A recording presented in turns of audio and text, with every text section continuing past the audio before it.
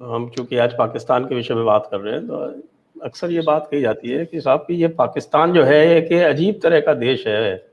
बाकी जो देश होते हैं उनके पास एक मिलिट्री होती है, और यहाँ मिलिट्री भी क्या है, यहाँ तो एक पाकिस्तान आर्मी है जिसके पास एक देश है।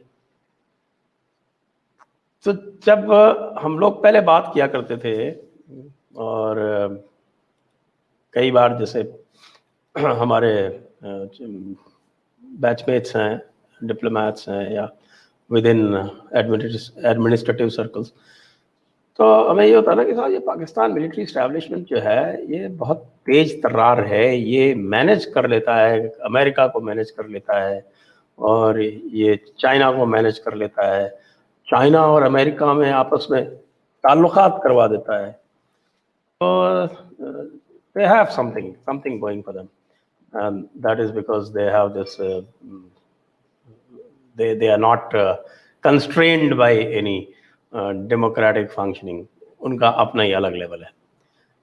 अब हम कुछ दिनों से देख रहे हैं कि ख़ास तौर से जब से हमारी ये इमरान खान साहब आए हैं, और ख़ास तौर से पिछले साल भर में देख रहे हैं कि हालांकि इमरान खान साहब सिलेक्टेड प्राइम मिनिस्टर हैं, हम सब जानते हैं, लेकिन वो आर्मी उनको ठीक से लगता है आजकल डायरेक्शंस नहीं दे रही। ये क्या है? जो स्पेसिफिक चीज़ें हैं वो मैं बाद में पूछूंगा, पहले एक ये जनरल बात जो है ये पहले हम समझने का प्रयास करें। जी सर, पहले तो बहुत बहुत धन्यवाद मुझे इनवाइट करने के लिए आपकी शो में। Sir, Pakistan is not a country sir, it is a state of mind. ये पाकिस्तान मुल्क नहीं है, देश नहीं है, मानसिकता है, एक सोचने का तरीका है पाकिस्तान।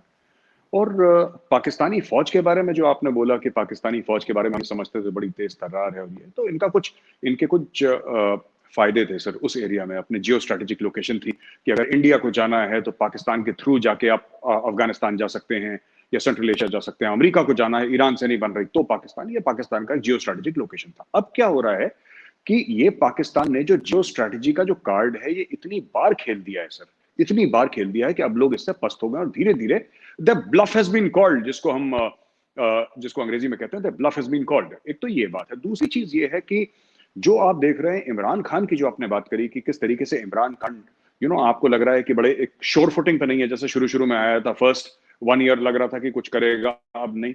एक्चुअली क्या है सर कि ये सब चीजें तब बिगड़ी जब इमरान खान, बिगड़ तो पहले दिन से रही थी, लेकिन ये चीजें तब ज्यादा बिगड़ी जब इमरान खान ने क्विड प्रो को के तहत, यानी you scratch my back I scratch your back, उन्होंने बोला जनरल कमर जावेद बाजवा को कि आपने मुझे प्रधानमंत्री बनाया है, मैं आपको 3 साल का एक्सटेंशन दे देता हूं। अब इससे क्या हुआ, दे तो दिया उसने एक्सटेंशन अंडर प्रेशर, लेकिन इससे बाकी जो जनरल्स थे पाकिस्तानी आर्मी के वो नाखुश हो गए, क्योंकि आपने उनके प्रमोशंस ब्लॉक कर दिया। अब एक इंसान अगर आर्मी चीफ 3 साल तक रहेगा तो सर 3 साल में तो करीब 2.25 साल का टेन्योर, 2.5 साल का टेन्योर रहना चाहिए एक आर्मी चीफ का।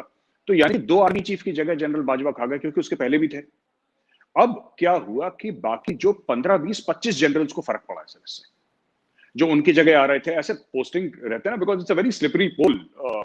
चाहे इंडियन आर्मी हो चाहे पाकिस्तानी आर्मी हो, जनरल तो एक ही बंदा बनता है, आर्मी चीफ तो एक ही इंसान बनेगा। तो क्या होता है कि पूरा प्रमोशन स्ट्रक्चर बिगड़ गया, लोग बड़े नाखुश हो गए सर इससे।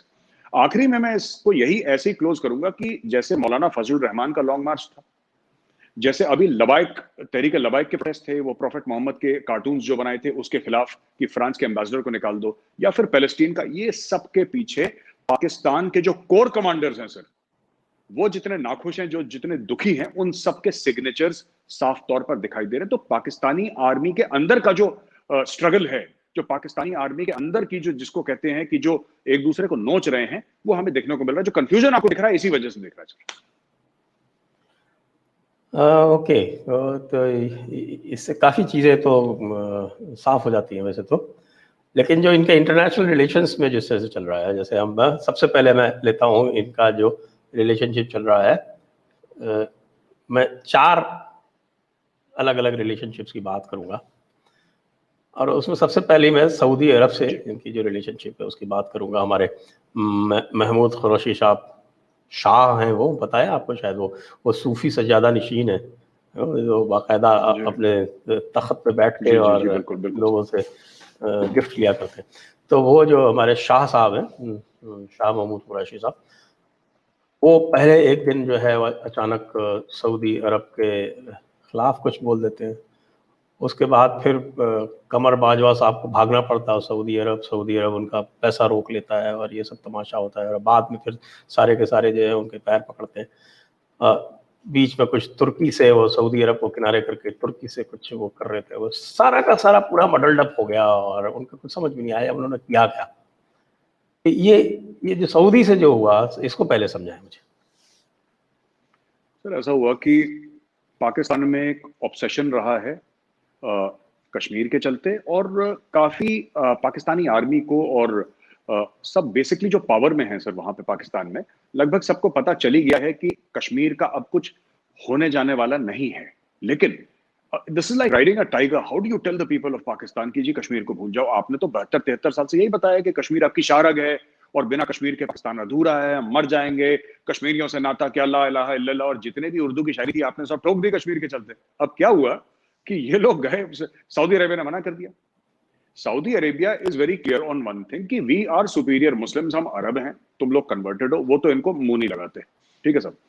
अब इन्होंने बोला कि साहब सऊदी अरेबिया जो है, अगर सऊदी अरेबिया कश्मीर में हमारी हिमायत नहीं करता है, अरब मुल्क हमारी हिमायत नहीं करते हैं, तो साफ सीधी बात है फिर हम तुर्की ईरान के साथ चलते हैं, हम एक अलग से अपना ब्लॉक बनाएंगे और फिर कश्मीर के बारे में कुछ करेंगे। बिकॉज इनको करना कुछ नहीं है सर कश्मीर के बारे में।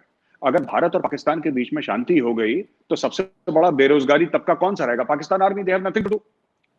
भाई भारत के साथ शांति हो गई तो दैट इज वाई। तो अब क्या हुआ कि ये लोग अलग आ गए। अलग आने के बाद 6 महीने के बाद पाकिस्तान को यह पता लगा कि ना ईरान के पास पैसा है ना तुर्की के पास पैसा है, क्योंकि इनको तो चाहिए था पैसा कश्मीर के हवाले। इनके पास एक्चुअली, अच्छा सर, ईरान के पास तेल का भंडार तो है लेकिन उसके ऊपर सैंक्शंस है, वो तेल किसी को बेच नहीं सकता। अब वो तेल और डालडा बराबर है उसके लिए, मतलब you can do nothing with it. अच्छा, अब बात है तुर्की का भी फॉरेन एक्सचेंज का हाल कोई ज्यादा अच्छा नहीं है। It's part of Europe, sure, and it's a great country, great infrastructure, but ऐसा फॉरेन एक्सचेंज की गंगा नहीं बह रही वहां पे। पाकिस्तान को तो ऐसा बाप चाहिए जो रेगुलर पॉकेट मनी देता रहे हर महीने उसको। आज 4 बिलियन लो, 6 बिलियन लो, क्योंकि अभी 3-4 महीने के बाद एक रिपोर्ट आई, पाकिस्तानी रिपोर्ट सर, मैं भूल रहा हूं कहां पे मैंने देखी थी, कि उसमें एक फोरकास्ट करा गया है कि 4-5-6 महीने के बाद इनके पास तनख्वाहें देने के लिए पैसे नहीं होंगे। They don't have money to pay salaries to their employees. आपने सुना होगा सर उस रिपोर्ट के बारे में। मैं वो तो देख रहा हूँ, तो मतलब आईएमएफ की तो कंडीशनैलिटीज और उनको स्टेट बैंक ऑफ पाकिस्तान को बिल्कुल फ्री करना पड़ा सरकारी कंट्रोल से, वो सब करना पड़ा इसी मजबूरी। बिल्कुल बिल्कुल सर, बिल्कुल। अब पीछे क्या हो गया कि अरब गुस्सा हो गए। अरबों ने ये बोला, भाई ऑर्गेनाइजेशन ऑफ इस्लामिक कोऑपरेशन हम चलाते हैं, उसके पैसे हम देते हैं, उसकी जो फौज खड़ी कर रखी है 40 मुल्कों की, उसका जो जनरल रहीम शरीफ को उसका चीफ बना रखा है, उसके पैसे हम देते हैं। भाई जो मकान मालिक होगा वो डिसाइड करेगा ना कि घर की पुताई कब होगी, तुम ना डिसाइड करोगे। अब क्या हुआ कि ये पाकिस्तानी हो गए परेशान। Now they realised. अब क्या हुआ कि ये छटपटा रहे थे बीच में, सऊदी अरब ने पैसा मांग लिया, यूएई ने पैसा मांग लिया, तो चीन के पास गए। इस बार चीन ने मना कर दिया कि हम भी, यार तुम डेली आ जाते हो खड़े होके कि ये दे दो वो दे दो। चीन ने मना कर दिया, उनको धुतकार दिया। हुआ क्या बीच में कि दे वर स्लाइटली लकी, पाकिस्तानी लक भी है ना, लक ऑफ द डेविल। क्या हुआ कि बीच में इजराइल और हमास के बीच में जंग शुरू हो गई। तो पाकिस्तान ने काफी जिहाद विहाद की बातें करी इस तरीके से कि लोग उनकी तरफ अट्रैक्ट हो जाए कि ये मुस्लिम सुपर पावर है, न्यूक्लियर वेपन्स इनके पास है, और इनके लोग पार्लियामेंट में, जो उनकी नेशनल असेंबली, वो लोग कहते हैं, हम लोग पार्लियामेंट कहते हैं सर, नेशनल असेंबली के बीच में खड़े होते जिहाद की बातें करने लगे कि बम मार देना चाहिए, एटम बम मार दो, न्यूक्लियर वॉर, ये सब जो फालतू की बातें, ये लोग इमेच्योर लोग हैं सर, ऐसी बातें करते हैं, तो वो लोग बातें करने लगे। अच्छा, तो पाकिस्तान को लगा कि कुछ बात बनेगी, क्योंकि अरब स्ट्रीट में गुस्सा जागेगा। ये पाकिस्तान का एक एस्टिमेट था, अरब स्ट्रीट में गुस्सा जागेगा। अरब स्प्रिंग अभी भी की मेमोरी में, सबके मेमोरी में बड़ा शार्प है, क्योंकि हाल ही में 2-3 साल 4 साल ये पहले काम हुआ अरब स्प्रिंग का। तो इन लोगों ने बोला, नहीं साहब कुछ ना कुछ तो है, यहाँ पे फायदा उठा सकते हैं कि इतना प्रेशर बनाओ अरब्स के लिए, इतना प्रेशर बनाओ कि अरब्स फिर इनको बोले कि तुम शांत हो जाओ, तुम कूल डाउन हो जाओ, और हम लोग एक बात करेंगे, फिर पैसे का लेन देन करके तुम खत्म।